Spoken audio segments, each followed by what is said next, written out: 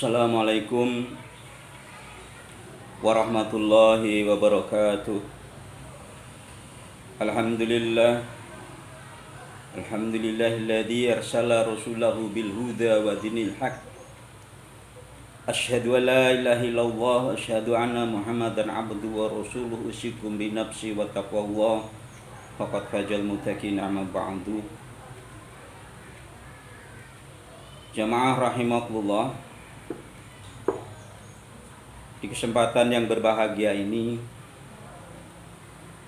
mari saya mengajak pada diri saya sendiri dan para pemirsa semuanya untuk selalu senantiasa memanjatkan puji syukur kepada Allah Subhanahu wa taala atas segala nikmat-nikmat yang telah Allah berikan kepada kita semua.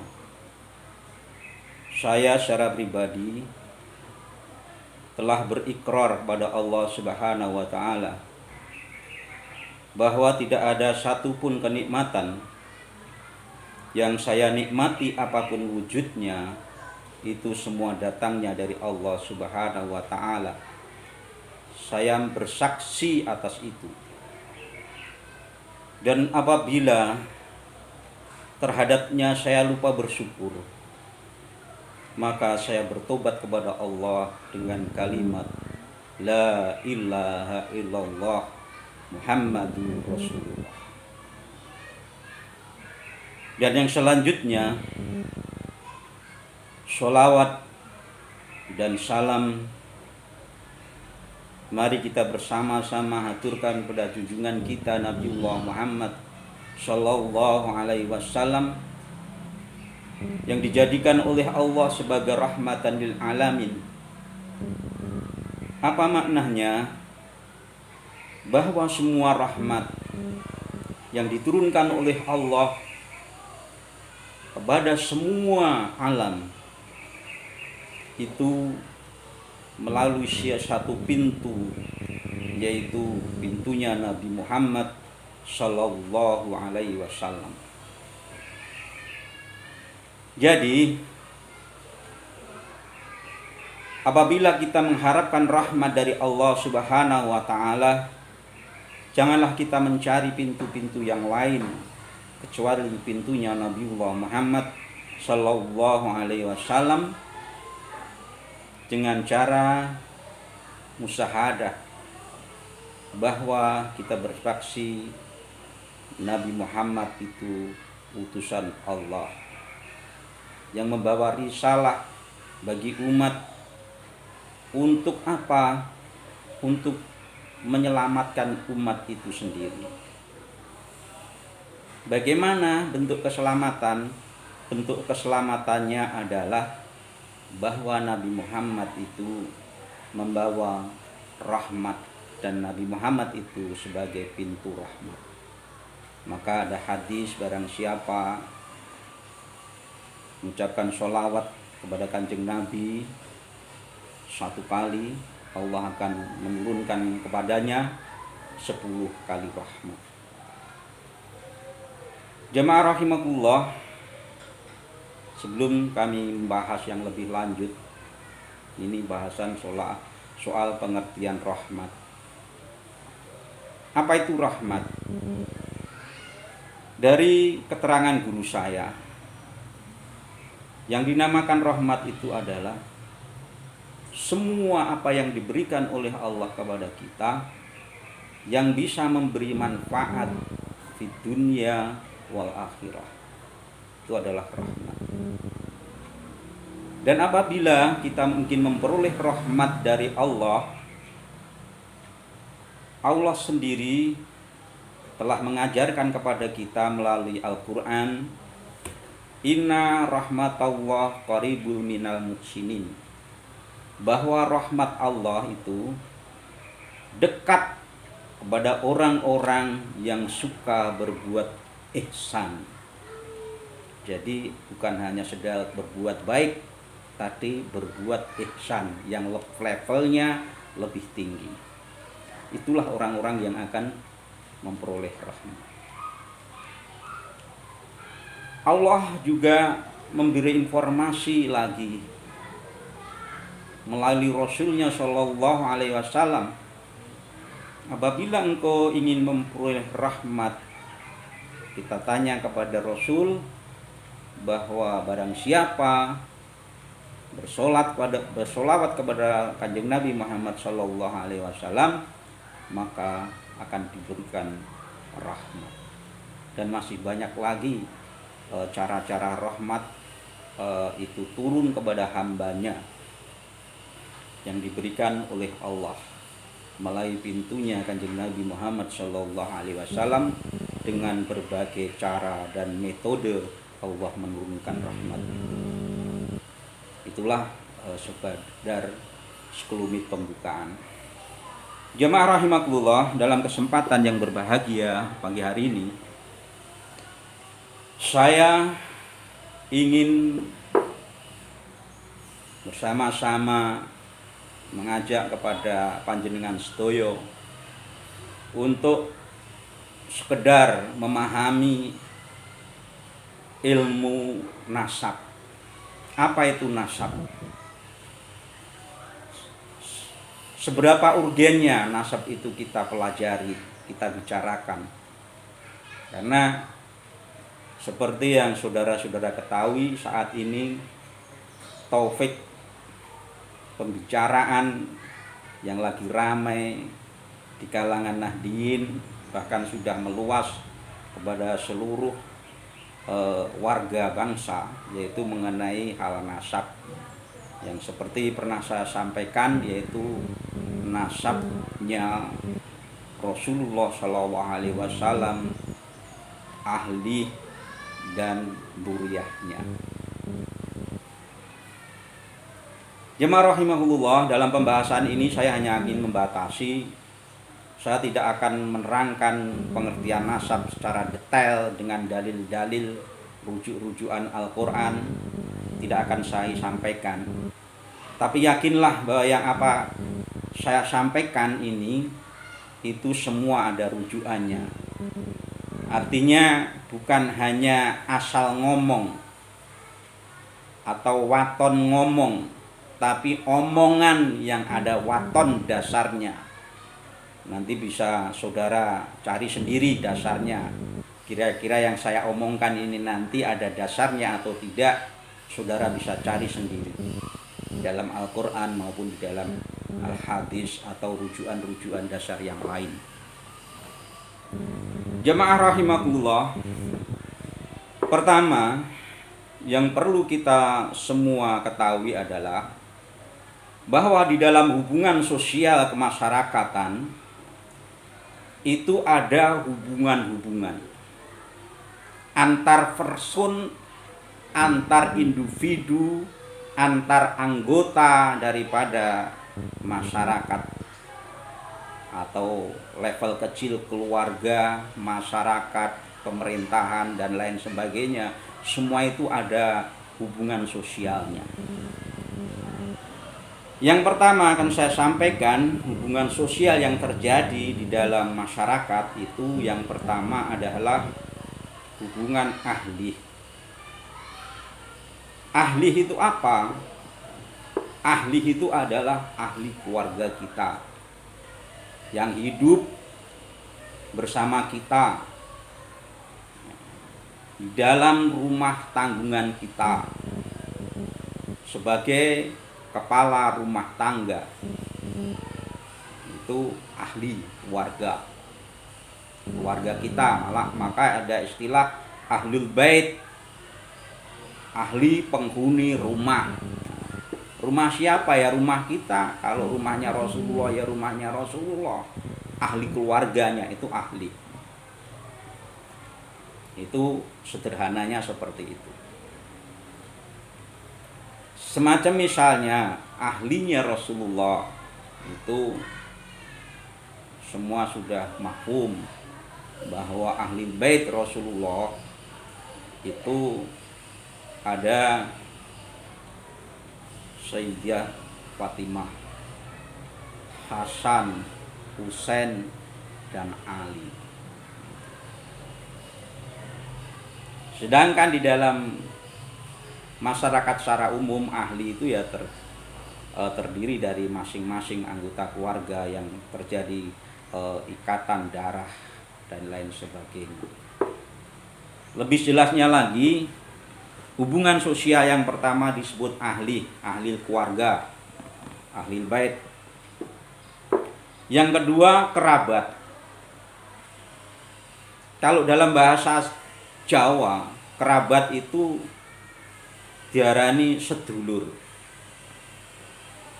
Kerabat ini ada istilah kerabat dekat, kerabat jauh, sedulur adoh, sedulur cedak.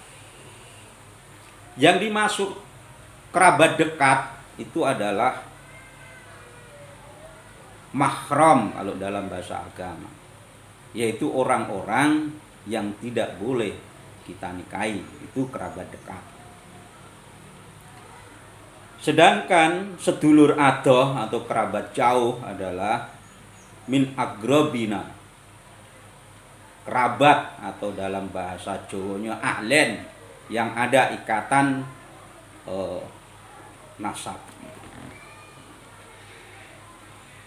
Nasab, sekali lagi ada ikatan nasab. Sebelum saya lanjutkan, apa itu pengertian nasab? Nasab itu kalau dari etimologi asal bahasa itu berasal dari bahasa Arab yang berasal dari al-nafs. Bukan nafs, tapi al-nasb. Artinya apa? Artinya menghubungkan atau menisbatkan atau menyambungke. Mula di dalam bahasa Jawa ada istilah nyambungke balung pisah. Artinya ada hubungan seperti hubungan badan. Nyambungke balung pisah, itulah nasab. Secara umum seperti itu. Kembali kepada tadi kerabat dekat, kerabat jauh. Kerabat dekat itu mahram, kerabat jauh itu min agrobina atau ahlen. Maka di dalam konteks masyarakat Indonesia atau masyarakat Jawa ada istilah arisan ahlen, arisan keluarga, arisan kerabat, arisan terah dan lain sebagainya. Yang ketiga, hubungan sosial yang berikutnya adalah tetangga. Tetangga itu ya orang yang berada di luar daripada ahli, itu tetangga yang secara itu diikat dalam satu ikatan kemasyarakatan, itu namanya tetangga.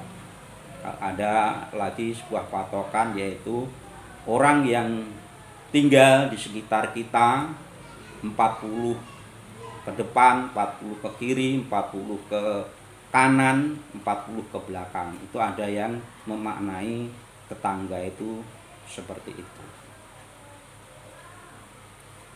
Yang berikutnya adalah konco utawa teman.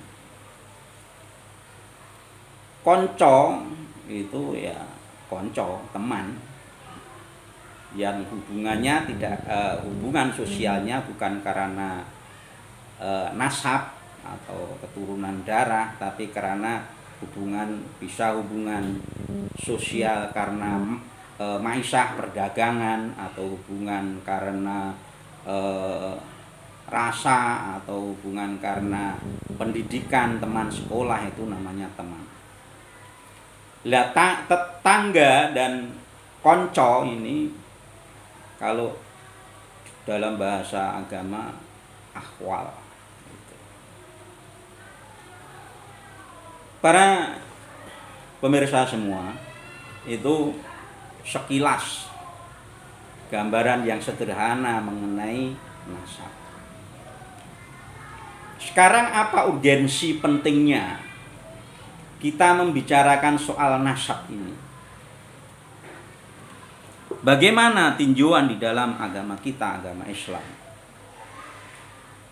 Dalam tinjauan agama Islam, masalah nasab ini adalah masalah yang sangat urgen, masalah yang sangat penting.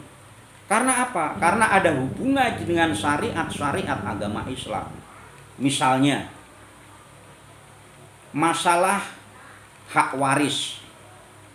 Itu juga meski ada ilmunya tentang mawaris, yaitu ahli yang meski berhak menerima warisan, maka itu perlu adanya pembicaraan ilmu nasab. Ada lagi tentang perkawinan. Dalam ajaran agama Islam, untuk menikah itu kita dilarang untuk menikahi mahram, maka perlu diketahui nasab seseorang. Yang ketiga adalah dalam hal adopsi anak angkat. Dalam adopsi anak angkat di dalam Islam itu tidak boleh dalam kita mengangkat anak menisbatkan atau menyambungkan daripada bin anak itu kepada yang mengangkat, tapi binnya meski kepada orang tua bapaknya yang asli. Maka dilarang hal itu. Dari sini, yang dari poin ketiga, bahwa kita dilarang menyambungkan nasab kecuali kepada bapak kita, maka disinilah larangan itu. Kita tidak boleh mencangkokkan nasab selain kepada bapak kita. Itu sudah menjadi hukum Islam. Maka barang siapa mencangkokkan nasab tidak kepada bapaknya, kepada leluhurnya, maka itu jelas berdosa karena melanggar daripada larangan Allah Subhanahu wa ta'ala. Dalam urusan nasab ini, dalam aturan agama Islam itu menganut paternalistik, yaitu mengambil jalur bapak. Tapi secara umum nasab itu boleh mengambil jalur bapak atau mengambil jalur ibu, kalau itu hanya sekedar untuk mengetahui min agrobina dan urusan yang lain. Semacam ada tradisi di Minangkabau, tradisi ninik mama itu juga. Ada nasab-nasab yang disenisbatkan kepada ibu, contohnya anak yang lahir di luar nikah yang sah itu nisbat binnya bukan bin tapi binti kepada ibunya, tidak boleh dinisbatkan kepada laki-lakinya karena terjadi pernikahan yang tidak sah, itu nisbatnya kepada ibu. Jadi disinilah pentingnya kita membicarakan nasab. Jadi jangan berpikiran ngopo kita meski ngerebuk nasab, nggak ada manfaatnya. Ada, karena ini sangat urgen. Karena urgennya untuk seseorang itu mengetahui nasabnya, sampai ini ada larangan tidak boleh menyambungkan nasab kepada selain bapaknya. Kenapa? Ya ini tadi, biar alur itu cetok. Alur ini mahram, ini bukan, ini cetok. Jangan sampai terjadi hal-hal yang tidak diinginkan. Maka di dalam Islam hubungan nasab ini harus melalui jalur yang sah. Maka ada larangan tarku syifa. Tarku syifa itu apa? Meninggalkan hubungan di luar nikah yang menghasilkan anak, ini tidak boleh dalam Islam. Tarku syifa ini apa? Untuk menjaga kemurnian daripada nasab itu sendiri. Jamaah sekalian, sekali lagi bahwa nasab ini sangat urgen dan sangat penting sekali di dalam agama kita, agama Islam, karena banyak hal-hal hukum-hukum syariat yang berhubungan dengan nasab ini. Dan nasab ini, saudaraku, itu tidak bisa dipalsukan. Karena ini bawaan. Nggak mungkin kan misalnya saya anaknya Pak Kromo, terus saya ngaku sebagai anaknya Pak Suto, atau Pak Suto ngaku saya sebagai anaknya. Nanti kalau ketahuan Pak Kromo, Pak Kromonya ngamuk-ngamuk, oh iku anakku, mbok aku anakmu. Kan nggak boleh. Walaupun diaku, tapi asli nasabnya itu nggak bisa dipalsu. Nasab itu min sifati ajaliyah, sudah dari sananya. Kita bukan ekstiariah yang kita milih bapak siapa, kita milih jadi mana kita pengen dilahirkan, kan tidak bisa. Itu mutlak haknya Allah, kita dilahirkan dari bapak yang mana, dari nasab yang mana. Maka tidak bisa nasab itu dipalsukan. Yang bisa dipalsukan itu adalah pencatatannya. Atau mungkin dalam istilah yang umum sekarang, mencangkok karena ada motif-motif tertentu yang ingin mengambil keuntungan, karena dengan mencangkokkan mengaku sebagai keturunannya A, karena A itu mungkin warisannya besar dan mungkin diketahui secara umum anaknya cuma satu atau berapa, ada lagi yang ngaku dari pihak lain, mungkin aku juga gini-ginilah supaya nanti mendapat bagian warisan. Sama macam isu yang saat ini, banyak orang yang ngaku menjadi Trah Mataram, ya. Karena apa? Ada isu nanti harta karun dari Mataram ini mau dikembalikan kepada Mataram. Maka banyak orang yang mengurus nasabnya ke Mataram, mbok menawa nanti dapat kecipratan daripada harta karun Mataram itu. Itu sebagai contoh saja. Sama habaib yang menisbatkan nasabnya kepada Rasulullah, siapapun lah, bukan habaib saja, semacam Bani Fatimiyah, itu juga menisbatkan nasabnya kepada Rasulullah. Karena apa? Ingin mengambil keuntungan, baik itu keuntungan jah, kehormatan, atau maliyah, keuntungan harta benda. Maka dia berani mencangkokkan nasabnya kepada Rasulullah. Tapi kan walaupun pengakuan, tapi gen darah yang diciptakan oleh Allah secara ajari kan tidak bisa dipalsukan. Ya, itu anak gampangannya begini. Yang namanya cemple itu pasti anaknya domba, anaknya wedhus. Yang pedet itu mesti anaknya sapi. Tidak bisa orang mengatakan oh cemple itu anaknya sapi, kan tidak bisa. Masio dipaksa-paksakan seperti itu tidak bisa. Cemple itu anak sapi dan pedet anaknya wedhus, tetap aja nasab itu tidak bisa dipalsukan. Hanya oknum-oknum yang ingin mengambil keuntungan maka mencangkokkan, menisbahkan atau menghubungkan nasabnya yang sebenarnya tidak terhubung tapi dihubung-hubungkan. Karena apa? Ada motif-motif keuntungan ini tadi. Itu.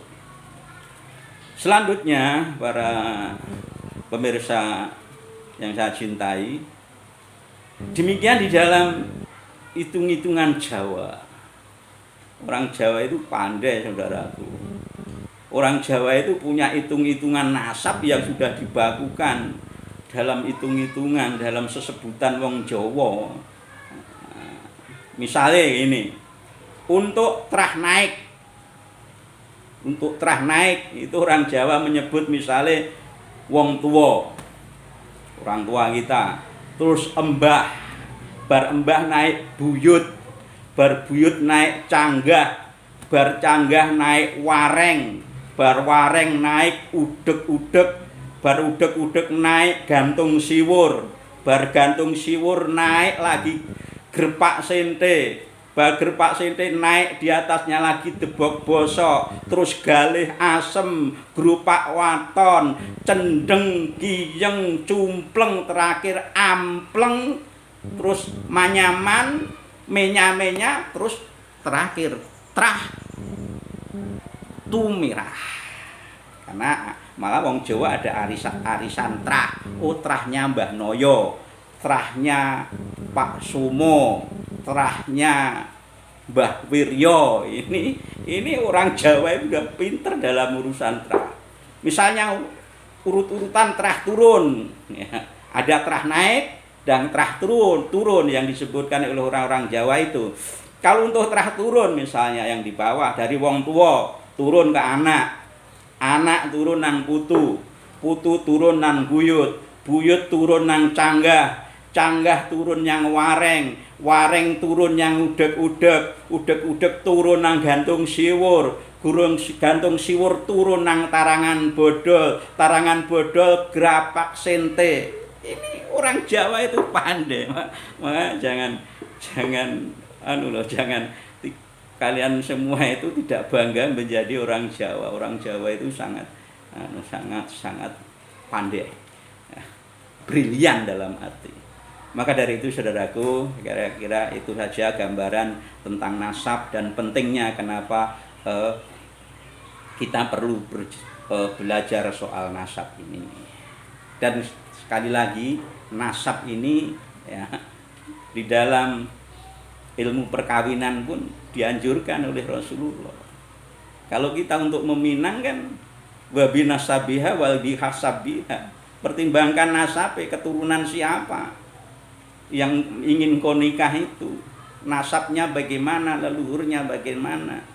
Karena apa? Dalam ilmu kedokteran ya memang seperti itu. Karena di dalam nasab, di dalam gen yang ada di dalam diri manusia itu, satu membawa sifat yang badania, jasmania, ada gen yang membawa sifat perilaku. Contohnya, kalau kita nikah dengan kerabat, akrab sedarah, dan leluhurnya itu dulu punya penyakit ayan misalnya, nanti atau penyakit yang lain lah, penyakit istilahnya kalau orang Jawa penyakit turunan. Nanti kalau ketemu perkawinan darah, nanti pada periode generasi keberapa ini gen ini akan muncul lagi ayanan itu. Atau ada yang EQ-nya rendah seperti setengah-setengah senewen gitu.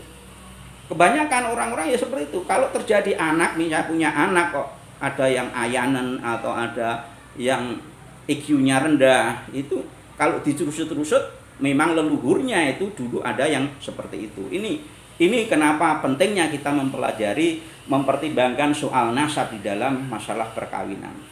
Demikian juga sifat karakter itu juga ada di dalam gen seseorang, karakternya. Misalnya karakter ngamuan, jenis darah juga